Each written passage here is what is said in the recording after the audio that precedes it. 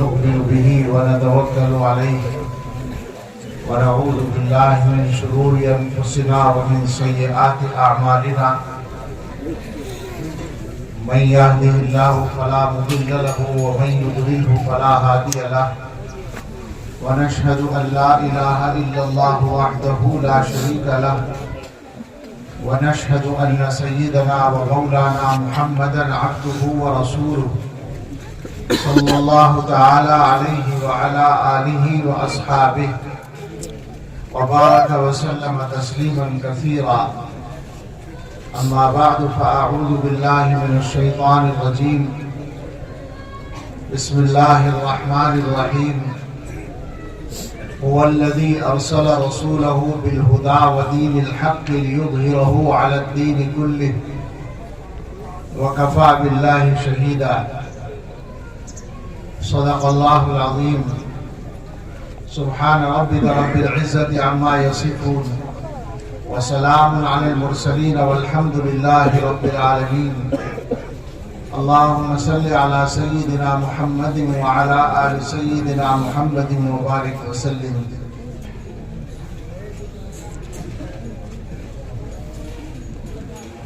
ضروری باتیں انشاءاللہ سب کہنی بھی ہیں اور وقت پر عصر کی نماز بھی پڑھنی ہے انشاءاللہ.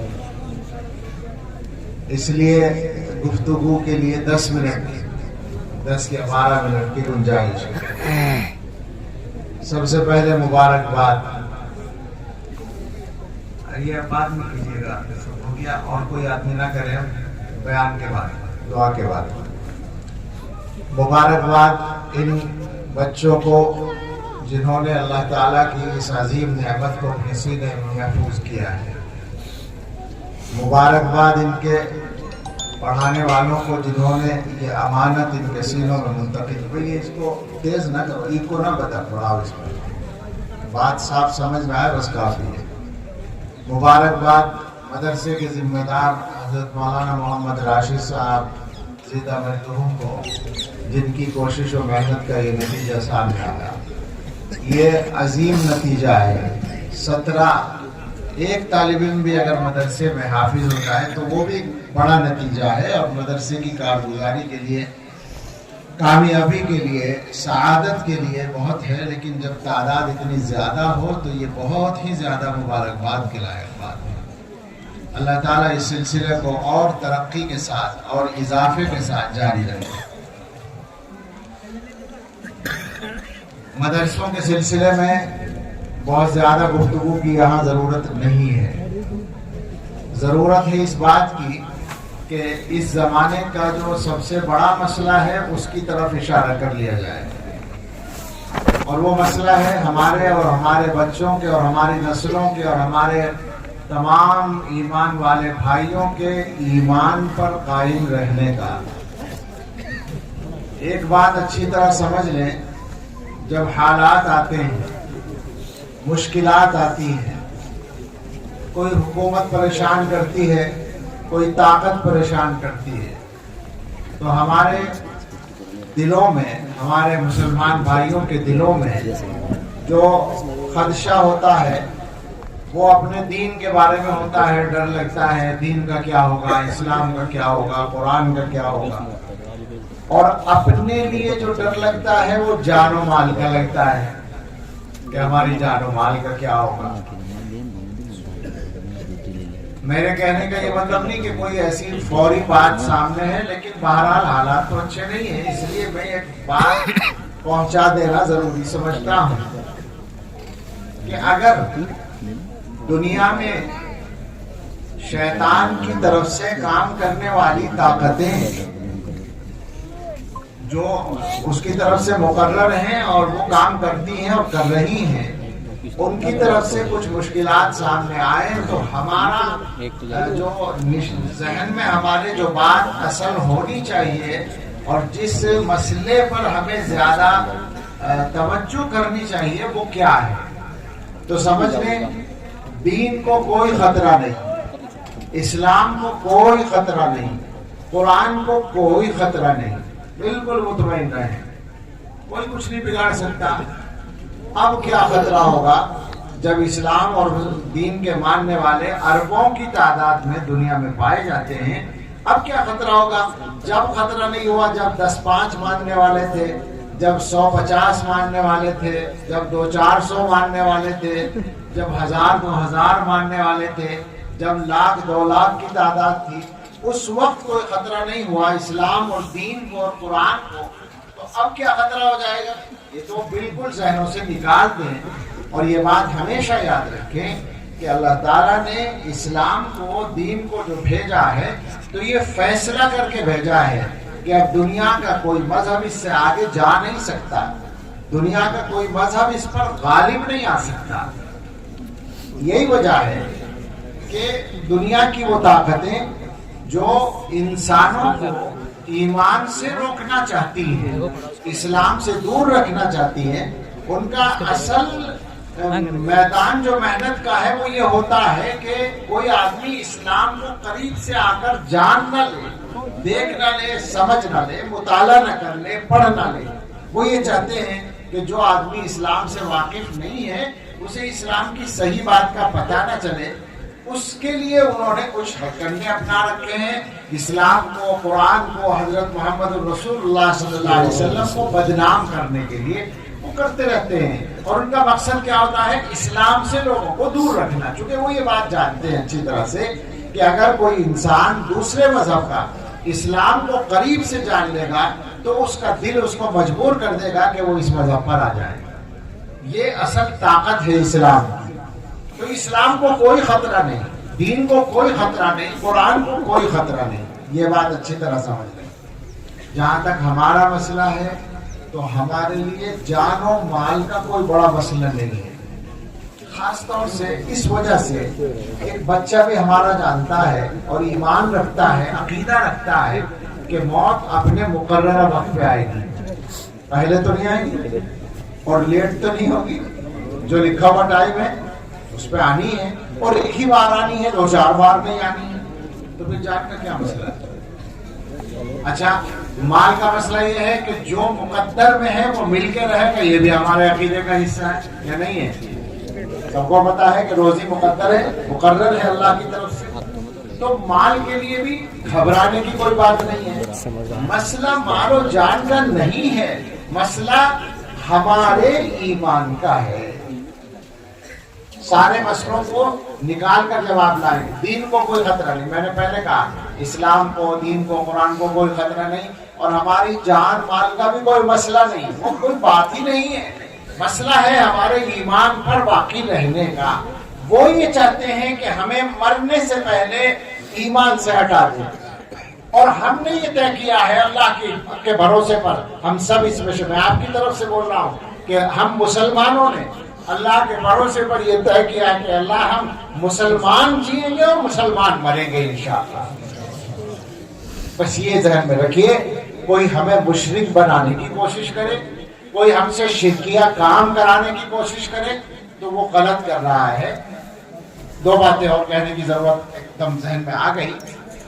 ایک تو یہ کہ ہم اپنے ہندو بھائیوں کو ایک پیغام دینا چاہتے ہیں، اور وہ یہ کہ آپ ہم سے شرکیہ باتیں جو کہلوانے کی کوشش کرتے ہیں، بھائی فلاں نعرہ لگا دو، فلاں کام میں ہمارے ساتھ شریک ہو جاؤ، فلاں چیز ہمارے ساتھ کر لو، وہ آپ اس خیال سے کرتے ہیں کہ اس کا کرنے سے ہمارا جو ملک ہے بھارت، ہندوستان، اس کے زیادہ وفادار ہو جائیں گے۔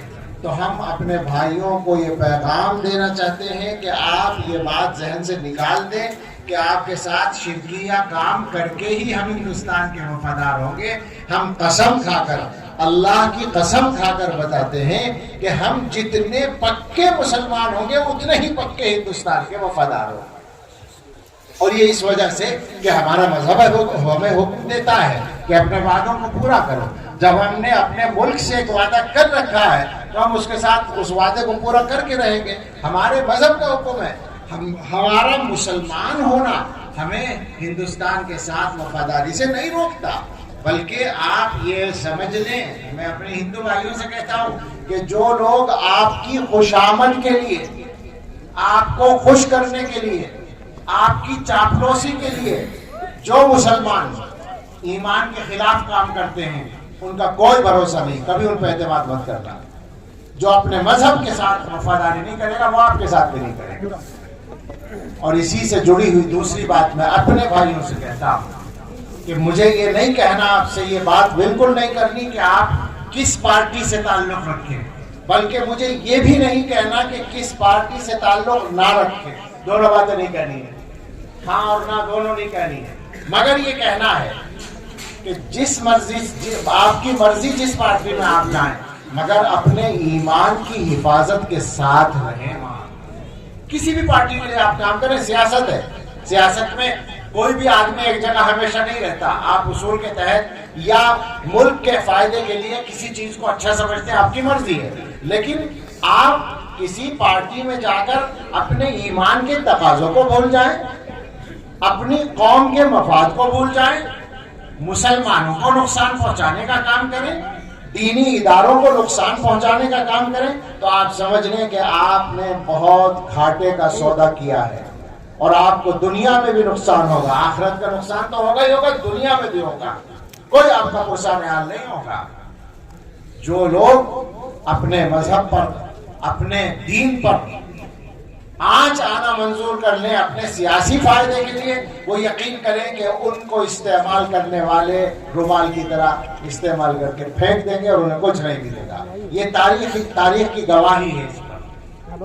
بالکل میں نے دونوں باتیں صفائی سے کہی ہے۔ ہماری زندگی اور ہمارے خیالات اور ہمارے نظریات بالکل کھلی کتاب ہیں، ہمیں کوئی چیز چھپانے کی ضرورت نہیں ہے۔ ہم اپنے اس ملک کے سامنے اپنی بات پوری رکھتے ہیں۔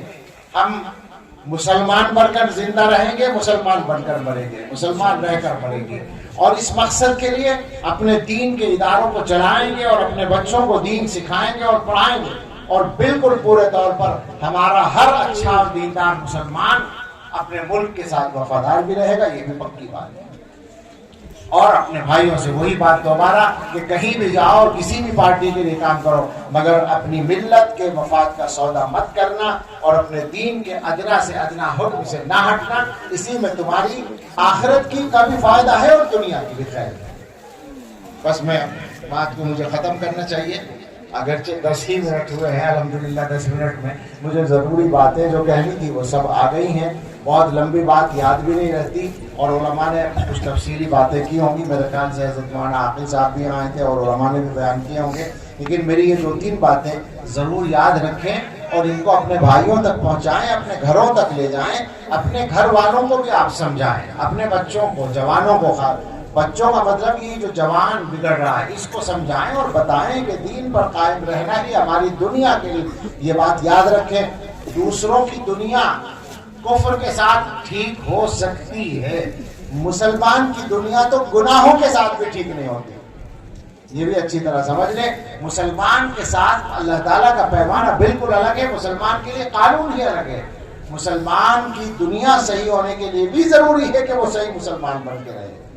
تو اپنے گھروں کو ٹھیک کیجئے، گھروں کے اندر نماز کا ماحول بنائیے، سب بچوں کو قرآن پڑھانے کی کوشش کیجئے، اور ایک بات جو جگہ جگہ میں کہتا پھرتا ہوں، گھروں میں انصاف قائم کیجئے، بچوں میں انصاف کیجئے، بیٹے اور بہو میں انصاف کیجئے، بیٹی اور داماد میں انصاف کیجئے۔ یہ نہیں ہے کہ ہمیشہ اپنے کی حمایت کریں، جو اللہ کا حکم ہے کہ کسی کی دشمنی میں ناانصافی نہ کرنا، ہمیشہ صحیح بات پر قائم رہو، انصاف کرو، بیٹوں کے درمیان بھی انصاف کرو۔ ایسا نہ ہو کہ ایک بیٹا زیادہ کمائے تو وہ اچھا لگے اور ایک بیٹے کی آمدنی کم ہو تو وہ باپ کو اچھا نہ لگے، یہ چلنے والی بات نہیں ہے، مسلمانوں کی بات نہیں ہے۔ اللہ کے رسول صلی اللہ علیہ وسلم نے زندگی گزارنے کے لیے بھی ہر چیز بتا دی ہے ہمیں، اس میں یہ بھی بات ہے کہ بچوں میں برابری رکھو، اپنے گھروں میں انصاف کرو۔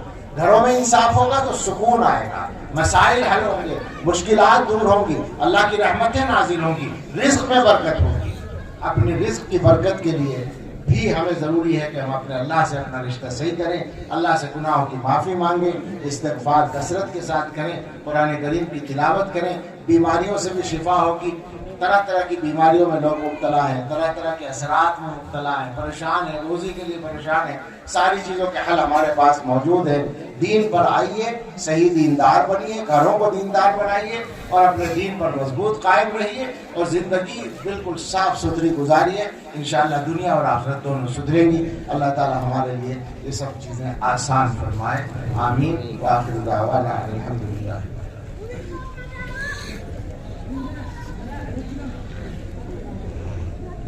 مولانا راشد صاحب چاہتے ہیں کہ اچھا تو کوئی اور بزرگ بول رہے ہیں، میں سمجھا مولانا راشد حضرات نہیں، پھر مجھے کہنا تھا نا. حضرت مولانا سلمان صاحب دامت